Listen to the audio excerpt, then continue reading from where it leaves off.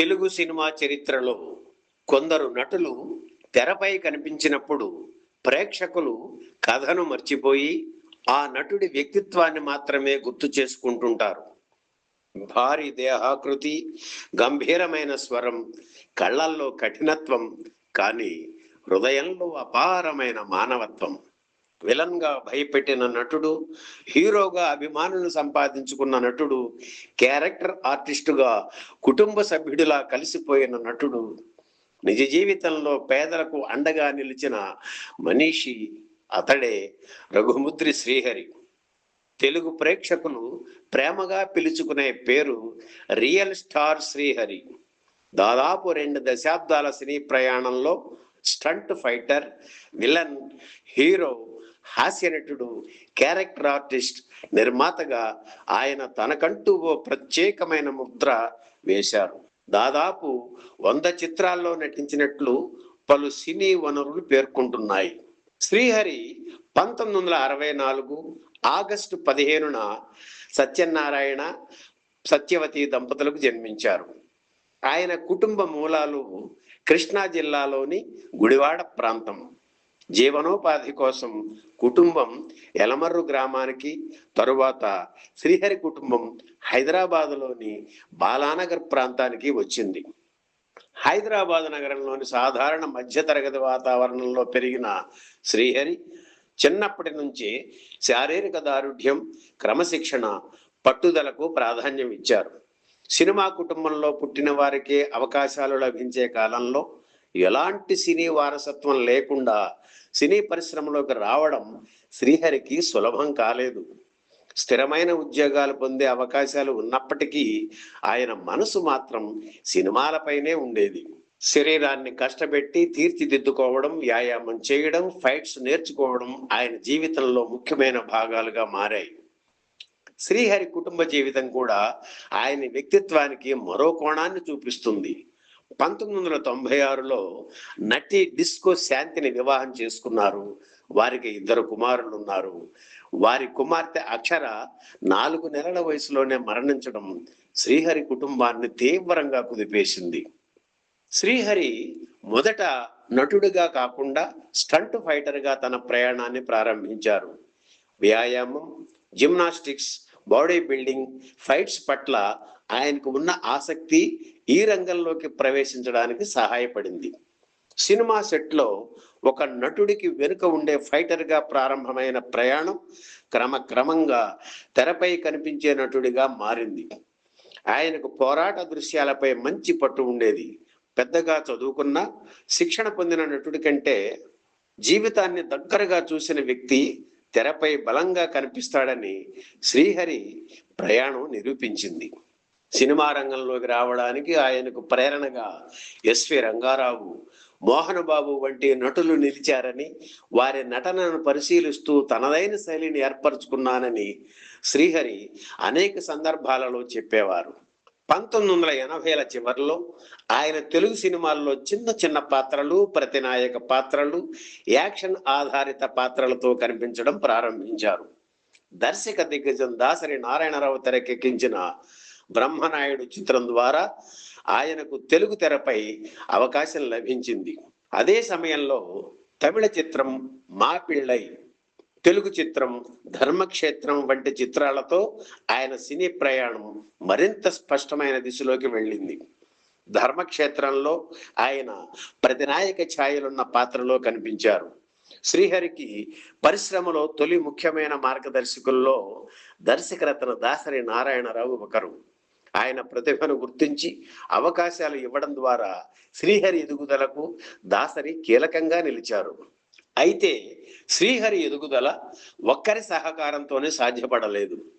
ఫైటర్గా సంపాదించిన అనుభవం, తన దేహాకృతి, డైలాగ్ చెప్పే తీరు, క్రమశిక్షణ, ప్రతి అవకాశాన్ని సద్వినియోగం చేసుకోవాలనే తపన, ఇవి అన్నీ కలిసి ఆయనకు ప్రత్యేక గుర్తింపు తెచ్చాయి. శ్రీహరి మొదట్లో ప్రేక్షకుల దృష్టిలో పడింది విలన్ పాత్రల ద్వారానే. ఆయన తెరపై కనిపించినప్పుడు ఒక భయం, ఒక బలం, ఒక ప్రమాద భావన కనిపించేది. సాధారణ విలన్లా కేవలం అరవడం లేదా బెదిరించడం కాకుండా శరీర భాష, కళ్ళ చూపు, గంభీరమైన నడక, పంచి ఉన్న సంభాషణలతో పాత్రకు బరువు తెచ్చేవారు. 1990లలో తెలుగు సినిమా యాక్షన్ కథలకు శ్రీహరి వంటి నటులు బలమైన ఆధారంగా నిలిచారు. Dharmakshetram, rowdy inspector, Anna Thammudu, two town rowdy, Lankeswarudu, Taj Mahal, Sriramulayya, police, Vijayaramaraju వంటి చిత్రాలు ఆయన ప్రతినాయక యాక్షన్ నటుడిగా ఎదిగిన దశకు ఉదాహరణలు. తాజ్ మహల్ చిత్రానికి ఆయన నంది అవార్డును అందుకున్నారు. శ్రీరాములయ్య, పోలీస్, రామసక్కనుడు, విజయరామరాజు వంటి చిత్రాల్లోనూ ఆయన నటనకు మంచి గుర్తింపు లభించింది. ఒక నటుడిని ప్రేక్షకులు విలన్ గా అంగీకరించిన తరువాత అదే నటుడిని హీరోగా అంగీకరించడం చాలా కష్టం. కానీ శ్రీహరి విషయంలో ఆయన శరీరాకృతి, తెరపై ఉన్న బలం, పోరాట సన్నివేశాలపై ఉన్న పట్టు, సామాన్య ప్రజలతో అనుసంధానమయ్యే వ్యక్తిత్వం ఇవే ఆయనకు హీరోగా మారే అవకాశాన్ని కల్పించాయి. విలన్ పాత్రలు చేసినప్పటికీ ఆయనలో ఉన్న నాయకత్వ లక్షణాలను దర్శకులు గుర్తించారు. కేవలం ప్రతినాయకుడిగా కాకుండా బలమైన భావోద్వేగాలు ఉన్న పాత్రలను కూడా చేయగలడని పరిశ్రమ గ్రహించింది. ఈ మార్పు ఒక్కసారిగా జరగలేదు. మొదట సహాయ పాత్రలు, ప్రతినాయక ఛాయలున్న పాత్రలు, యాక్షన్ పాత్రలు, ఆ తరువాత ప్రధాన పాత్రలు. భద్రాచలం, కుబుసం, సాంబయ్య, సింహాచలం, దాసన్న, భైరవ, శ్రీశైలం, మేస్త్రి వంటి చిత్రాలు శ్రీహరిని హీరోగా, యాక్షన్ హీరోగా ప్రేక్షకులకు మరింత దగ్గర చేశాయి. ఆయన హీరోగా నటించిన చిత్రాల్లో గ్రామీణ నేపథ్యం, సామాజిక అన్యాయం, పేదల సమస్యలు, నాయకత్వం, ప్రతీకారం వంటి అంశాలు తరచూ కనిపించేవి. ఆయనను కేవలం బలమైన శరీరం ఉన్న నటుడుగా కాకుండా బాధ్యత, కోపం, ప్రేమ, త్యాగం కలిగిన మనిషిగా చూపించిన పాత్రలే తెలుగు సినిమాల్లో హీరోగా నటించిన తర్వాత క్యారెక్టర్ ఆర్టిస్ట్ గా మారడాన్ని చాలా మంది నటులు వెనుకడుగుగా భావిస్తారు. కానీ శ్రీహరి మాత్రం దాన్ని తన నటనా పరిధిని విస్తరించే అవకాశంగా చూశారు. అతను ఒకే రకమైన పాత్రలో బంధించబడలేదు. విలన్ గా భయపెట్టగలిగిన ఆయన అన్నగా, తండ్రిగా, గ్రామ నాయకుడిగా, పోలీస్ అధికారిగా, స్నేహితుడిగా, హాస్యభరితమైన వ్యక్తిగా కూడా కనిపించారు. ఆయన క్యారెక్టర్ ఆర్టిస్ట్గా మరింత ప్రశంసలు అందుకున్న చిత్రం నువ్వు వస్తానంటే నేను వద్దంటానా. ఈ చిత్రంలో త్రిష పాత్రకు అన్నయ్యగా నటించిన శివరామకృష్ణ పాత్రలో శ్రీహరి చూపించిన ప్రేమ, కఠినత్వం, కుటుంబ బాధ్యత ప్రేక్షకులను కదిలించాయి. ఈ పాత్రకు ఆయనకు నంది అవార్డు, ఫిల్మ్ఫేర్ ఉత్తమ సహాయ నటుడు అవార్డులు లభించాయి. ఇక్కడే శ్రీహరి నటుడిగా మరో స్థాయికి ఎదిగారు. ఇకపై ఆయనను కేవలం యాక్షన్ నటుడిగా కాకుండా భావోద్వేగాలను పలికించే నటుడిగా కూడా ప్రేక్షకులు చూడడం ప్రారంభించారు. శ్రీహరి నటనలోని మరో ముఖ్యమైన కోణం ఆయన హాస్య టైమింగ్. భారీ దేహాకృతి, గంభీరమైన స్వరం ఉన్న నటుడు సున్నితమైన హాస్యాన్ని పండించడం అంత సులభం కాదు.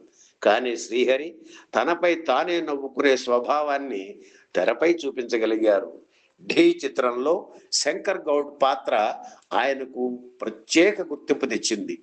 మాఫియా ప్రపంచానికి చెందిన వ్యక్తిగా కనిపించినప్పటికీ పాత్రలోని హాస్యాన్ని, కుటుంబ అనుబంధాన్ని, భావోద్వేగాన్ని సమతుల్యంగా పోషించారు. ఢీ, కింగ్, డాన్ సీను వంటి చిత్రాలు ఆయనలోని హాస్య క్యారెక్టర్ నటనను చూపించాయి. ధర్మక్షేత్రం ప్రతినాయక ఛాయలున్న ప్రారంభ పాత్ర. రౌడీ ఇన్స్పెక్టర్ యాక్షన్ ఇమేజ్ను బలపరిచిన చిత్రం. తాజ్ మహల్ విలన్ గా గుర్తింపు, నంది అవార్డు. శ్రీరాములయ్య సామాజిక రాజకీయ నేపథ్యంలోని ప్రాముఖ్యమైన పాత్ర. కుబుసం హీరోగా ఆయన శక్తివంతమైన నటన. భద్రాచలం యాక్షన్ హీరోగా ప్రేక్షక ఆదరణ, నువ్వు వస్తానంటే నేను వద్దంటానా సహాయ నటుడిగా అత్యుత్తమ ప్రదర్శన. ఢీ హాస్యం, మాస్ ఇమేజ్ కలిగిన పాత్ర. మగధీర షేర్ ఖాన్ గా చిరస్మరణీయమైన పాత్ర.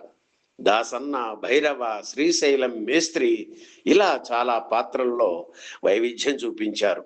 ప్రధాన క్యారెక్టర్ పాత్రల్లో ప్రధాన క్యారెక్టర్ పాత్రల్లో వైవిధ్యం మగధీర చిత్రంలోని షేర్ ఖాన్. రాజమౌళి దర్శకత్వం వహించిన మగధీర చిత్రంలో శ్రీహరి పోషించిన షేర్ ఖాన్ పాత్ర ఆయన కెరీర్లోనే అత్యంతగా గుర్తుండిపోయే పాత్రల్లో ఒకటి. ఈ పాత్రలో ఆయనకు ఎక్కువ సన్నివేశాలు లేకపోయినా కనిపించిన ప్రతి సందర్భంలో పాత్రకు బలం వచ్చింది. రాజసంగా కనిపించే వ్యక్తిత్వం, యోధుడి గంభీరత, కీలక సమయంలో కథను ముందుకు నడిపించే తీరు, ఇవి షేర్ ఖాన్ పాత్రను ప్రత్యేకంగా నిలిపాయి. శ్రీహరి నటనలోని గొప్పతనం ఏమిటంటే చిన్న పాత్రను కూడా తన స్క్రీన్ ప్రెజెన్స్ తో గుర్తుండిపోయే పాత్రగా మార్చగలగడం. శ్రీహరి నటనకు అనేక అవార్డులు లభించాయి. ఆయన నంది అవార్డుల్లో విలన్, సహాయ నటుడు, ప్రత్యేక జ్యూరీ విభాగాల్లో గుర్తింపు పొందారు.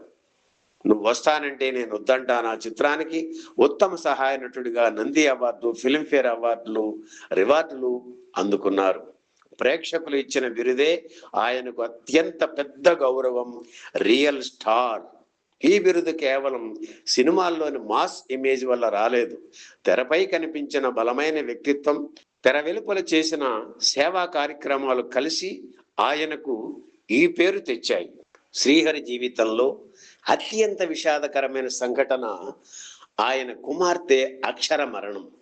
అక్షర పుట్టిన 4 నెలలకే మరణించింది. ఆ చిన్నారి మరణం శ్రీహరి, డిస్కో శాంతి దంపతులను తీవ్రంగా కలచివేసింది. అయితే ఆ బాధను జీవితాంతం మోస్తూ ఉండకుండా దాన్ని సమాజానికి ఉపయోగపడే శక్తిగా మార్చాలని శ్రీహరి నిర్ణయించుకున్నారు. తన కుమార్తె పేరు ఎప్పటికీ ప్రజల మధ్య ఉండాలని ఆయన కోరుకున్నారు. ఆ ఆలోచన నుంచే అక్షర ఫౌండేషన్ ఏర్పడింది. అక్షర ఫౌండేషన్ ద్వారా పేదలు, గ్రామీణ ప్రజలు, విద్యార్థులకు సహాయం చేయాలనే ఉద్దేశంతో శ్రీహరి పనిచేశారు. ప్రత్యేకంగా తాగునీటి సమస్య ఉన్న ప్రాంతాల్లో ఫ్లోరైడ్ రహిత నీటిని అందుబాటుపై దృష్టి పెట్టారు. పాఠశాల విద్యార్థులకు అవసరమైన సామగ్రి అందించడం, గ్రామాల అభివృద్ధికి సహాయం చేయడం వంటి కార్యక్రమాలు ఫౌండేషన్ లక్ష్యాల్లో భాగంగా చెప్పబడ్డాయి. మేడ్చల్ పరిధిలోని 4 గ్రామాలను దత్తత తీసుకొని వాటి అభివృద్ధికి కృషి చేసినట్లు పలు కథనాలు పేర్కొంటున్నాయి. ఇక్కడ శ్రీహరి సేవా దృక్పథాన్ని అర్థం చేసుకోవాలి. ఆయనకు దానం అంటే కేవలం డబ్బు ఇవ్వడం కాదు, ఒక గ్రామానికి నీరు అందించడం, ఒక పిల్లవాడికి చదువు కొనసాగించే అవకాశం కల్పించడం, ఒక కుటుంబానికి అవసరమైన సమయంలో అండగా నిలవడం, ఇవే నిజమైన సేవ అని భావించారు. అక్షర ఫౌండేషన్ వెనుక ఉన్న అసలు ప్రేరణ తన కుమార్తె జ్ఞాపకాన్ని చిరస్థాయిగా నిలపడం. వ్యక్తిగత విషాదాన్ని ప్రజాసేవగా మార్చిన అరుదైన ఉదాహరణ ఇది. శ్రీహరి గురించి పరిశ్రమలో పనిచేసిన వారు తరచుగా చెప్పే విషయం, ఎవరైనా సహాయం కోసం తన దగ్గరకు వస్తే వీలైనంత వరకు ఖాళీ చేతులతో పంపించేవారు కాదని. ఆయన దేహాకృతి మాస్ హీరోలా ఉన్నా వ్యక్తిగతంగా సున్నితమైన మనసున్న వ్యక్తిగా సన్నిహితులు గుర్తు చేసుకున్నారు. పేదల సమస్యలు, గ్రామాల పరిస్థితి, విద్యార్థుల అవసరాలు ఆయనను ప్రభావితం చేశాయి. అందుకే తనకు వచ్చిన ప్రజాదరణను వ్యక్తిగత సంపదగా మార్చడమే కాకుండా ఇతరులకు ఉపయోగపడే సాధనంగా ఉపయోగించాలని ప్రయత్నించారు. నటుడిగా సంపాదించిన పేరు ఒకవైపు, మనిషిగా సంపాదించిన గౌరవం మరోవైపు. ఇదే కారణంగా శ్రీహరిని అభిమానులు కేవలం హీరోగా కాకుండా నిజ జీవితంలోనూ రియల్ హీరోగా గుర్తు చేసుకుంటారు. 2013లో శ్రీహరి హిందీ చిత్రం ఆర్ రాజ్ కుమార్ షూటింగ్ కోసం ముంబైలో ఉన్నారు. ఈ చిత్రానికి ప్రభుదేవ దర్శకత్వం వహించారు. షూటింగ్ సమయంలో శ్రీహరికి అస్వస్థత కలగడంతో ముంబైలోని నీలావతి ఆసుపత్రికి తరలించారు. కొంతకాలంగా ఆయన కాలేయ సంబంధిత అనారోగ్యంతో బాధపడుతున్నారని ది హిందూ మరియు ది న్యూ ఇండియన్ ఎక్స్ప్రెస్ కథనాలు పేర్కొన్నాయి. 2013 అక్టోబర్ 9న 49 సంవత్సరాల వయసులో ఆయన మరణించారు. ఆయన మరణ వార్త విని తెలుగు సినీ పరిశ్రమను, అభిమానులను తీవ్ర దిగ్భ్రాంతికి గురి చేసింది. శ్రీహరి కథ ఒక సాధారణ కుటుంబం నుంచి వచ్చిన యువకుడు తన కలను ఎలా సాధించాడో చెప్పే కథ. స్టంట్ ఫైటర్ గా ప్రారంభమై విలన్ గా గుర్తింపు పొంది హీరోగా ఎదిగి క్యారెక్టర్ ఆర్టిస్ట్ గా తన నటనా వైవిధ్యాన్ని నిరూపించి సేవా కార్యక్రమాలతో నిజ జీవితంలోనూ ఒక ప్రత్యేక స్థానాన్ని సంపాదించిన నటుడి కథ. ఆయన పాత్రలు మాస్ ప్రేక్షకులను అలరించాయి. ఆయన డైలాగులు అభిమానులను ఉత్సాహపరిచాయి. ఆయన కుటుంబ పాత్రలు మనసును తాకాయి. ఆయన చేసిన సేవా కార్యక్రమాలు ఒక తండ్రి బాధను సమాజ సేవగా మార్చాయి. శ్రీహరి జీవితం మనకు ఒక విషయం చెబుతుంది. మనకు ఎదురయ్యే కష్టాలు మనల్ని ఆపడానికి వచ్చినవి కావు. వాటిని మన బలంగా మార్చుకుంటే మన ప్రయాణం మరెందరికో వెలుగుగా మారుతుంది. శ్రీహరి ఇక మన మధ్య లేరు, కానీ ఆయన నటించిన పాత్రల్లో, ఆయన పలికిన సంభాషణల్లో, ఆయన చేసిన సేవా కార్యక్రమాల్లో, ఆయనను ప్రేమించిన ప్రేక్షకుల జ్ఞాపకాల్లో రియల్ స్టార్ శ్రీహరి ఎప్పటికీ జీవిస్తూనే ఉంటారు. ఇది ఒక నటుడి కథ కాదు, ఒక మనిషి తన జీవితాన్ని ఎలా అర్థవంతం చేసుకున్నాడో చెప్పే కథ మన రియల్ స్టార్ కథ. ఇది ఎందరికో స్ఫూర్తిదాయకం. వెండి వెన్నెల ఛానల్లో మీకు కనిపించే ప్రతి అరుదైన ఫోటో, విషయాలు దశాబ్దాల పరిశోధన ఫలితం. వీడియోల్లో చూపించలేని ఇంకెన్నో అరుదైన ఫోటోలు మా సభ్యులకు ప్రత్యేకంగా అందిస్తున్నాం. కింద ఉన్న జాయిన్ బటన్ నొక్కి మీరు మా కుటుంబంలో చేరండి. మా ఈ కృషి నచ్చితే వీడియో కింద ఉన్న థ్యాంక్స్ బటన్ ద్వారా మీ ప్రోత్సాహం తెలియజేయవచ్చు. అది మాకు పెద్ద బలం. తెలుగు సినిమా చరిత్ర మీద మరింత లోతుగా తెలుసుకోవాలంటే మేము రాసిన పుస్తకాల వివరాల వీడియో డిస్క్రిప్షన్ ఉన్నాయి, చూడండి.